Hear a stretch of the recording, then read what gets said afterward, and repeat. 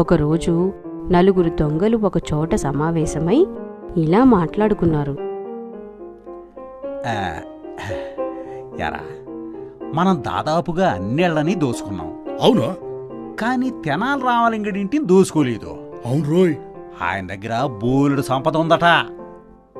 మరైతే ఎందుకు ఆలస్యం? ఈ రోజు వెళ్ళి ఆయన ఇంటిని దోచేసుకుందాం. అంతేనంటావా? అంతేరా. అలా ఆ నలుగురు తెనాలి ఇంటికి దొంగతనానికి బయలుదేరారు.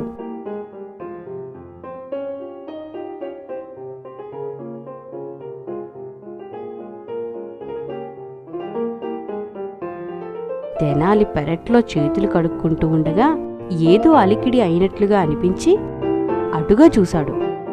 నలుగురు దొంగలు తచ్చాడుతున్నట్లుగా అనిపించింది. విషయాన్ని గ్రహించిన తెనాలి, ఆ చెట్టు చాటున దొంగలున్నట్టున్నారు. నా ఇంటినే దోచుకోవడానికి వచ్చినట్టున్నారు. వీళ్ళని దారి మళ్లించాలి. ఏమోయ్, ఎలా రా? ఏమిటండి? ఈ మధ్య దొంగల బెడద ఎక్కువైపోయింది. మన దగ్గరున్న నగల్ని, బహుమానాల్ని ఒక పెట్టిలో పెట్టి బావిలో దాచుకుందాం. కనుక నువ్వు ఇంట్లో ఉన్న నగలన్నిటినీ పెట్టిలో పెట్టి పట్టుకొనిరా. ఆ పెట్టెను నెమ్మదిగా బావిలో వేద్దాం. ఏమంటావ్? అలాగేనండి, ఇప్పుడే పట్టుకొస్తా. దారు, ఈ తెనాలి రామలింగడికి తెరివి బొత్తిగా లేనట్టుందే. నగలన్నీ బావిలో ఎత్తనట్టు గట్టిగా అరిసి మరీ చెబుతున్నాడు. చెప్పనివ్వు. అలా చెప్పి మన పని ఇంకా సులువు చేశాడు కదా. ఏవి ఎక్కడున్నాయో ఎతుక్కునే పని లేదు.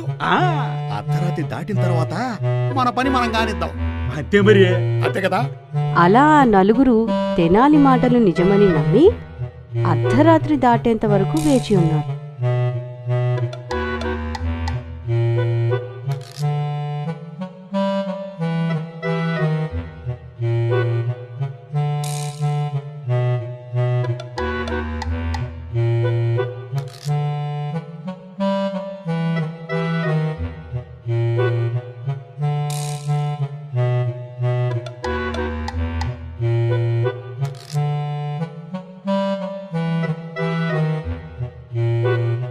కొంత సమయం గడిచింది.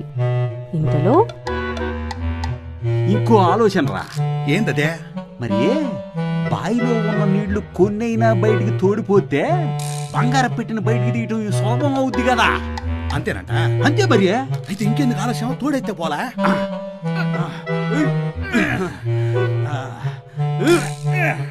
తొందరగా మళ్ళీ తెల్లారిపోద్దే. బావిలో నీటిని తోడటం మొదలుపెట్టాడు. మళ్ళీ లాగు. ఉండే మునగనే లాగు.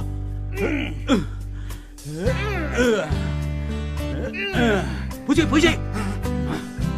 వారిని చాటుగా గమనిస్తున్న తెనాలి, వీళ్ళు తెలివి తక్కువ దొంగల్లా ఉన్నారు. అలా ఆ నలుగురు దొంగలు నీళ్లని తోడటం ప్రారంభించి చాలా సమయం గడిచింది. పుట్టి దద్దమ్మలు. నేను రాళ్ళు రప్పల్ని పెట్టిలో పెట్టి బంగారమని బావిలో వేస్తే వాటిని బయటికి తీయడానికి బావిలో ఉన్న నీళ్ళన్నీ తోడిపోస్తున్నారు. ఈ నీళ్లు వృధా కాకుండా ముందు పొలానికి మళ్లించాలి. ఆపై రాజభటులను కూడా వెంట పెట్టుకొని రావాలి. మళ్ళీ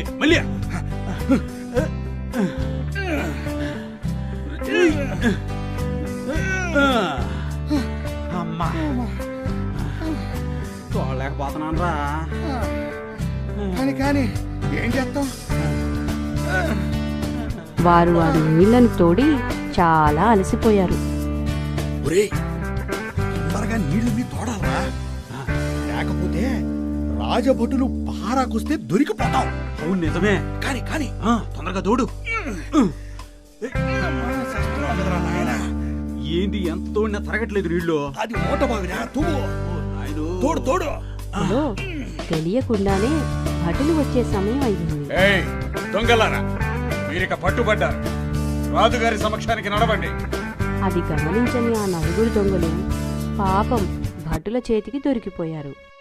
మరునాడు సభకు చేరుకున్న తెనాలిని రాయలవారు జరిగిన విషయం గురించి అడిగారు. ఈ దోపిడీ దొంగలకు కఠిన కారాగార శిక్ష విధించండి. రామకృష్ణ కవి, ఇంతకీ ఏం జరిగింది? ఏమీ లేదు మహారాజా. ఈ దొంగలు మా ఇంటి పెరట్లో దాక్కుని ఉండటం నేను గమనించాను. వెంటనే ఒట్టి బండరాళ్లను బంగారంగా నమ్మించి పెట్టిలో పెట్టి తీసుకురావాల్సిందిగా నా భార్యని ఆదేశించాను. ఈ దొంగలు చూస్తుండగానే ఆ పెట్టిని బావిలో వేశాను. బంగారం కోసం వీళ్ళు బావిలో నుంచి తోడిన నీళ్లని నా పొలానికి మళ్లించాను. నా సొమ్మును నేనే కాపాడుకున్నాను. సెహబాష్ రామకృష్ణ కవి, సెహబాష్. మీ సమయస్ఫూర్తికి మెచ్చాను. అందుకోండి మీ బహుమానం. సంతోషం మహారాజా.